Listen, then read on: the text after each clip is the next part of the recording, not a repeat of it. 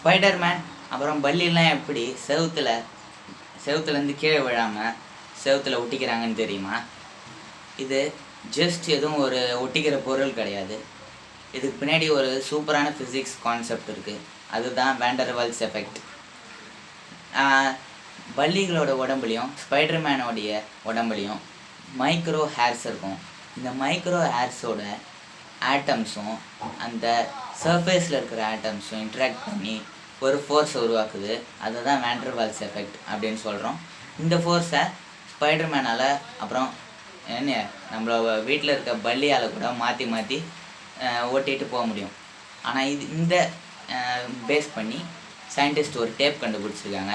ஆனால் அதில் இருக்கிற ஒரு முக்கியமான ப்ராப்ளம் என்னென்னா, அவங்களால ஒரு தடவை ஓட்ட முடியுது, ஆனால் அது எடுக்கிறதுக்கு ரொம்ப கஷ்டப்படுறாங்க. அவ்வளோதான், மற்றபடி பெருசாக எதுவும் கிடையாது.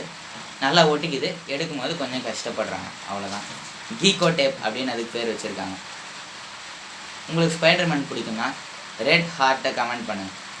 இந்த மாதிரி நிறைய டெக் ஃபேக்ட்ஸ் அப்புறம் சயின்ஸ் சம்மந்தப்பட்டமான விஷயங்களை ஜாலியாக ப்ராக்டிக்கலாக தெரிஞ்சுக்க நம்ம சேனலை சப்ஸ்கிரைப் பண்ணுங்கள்.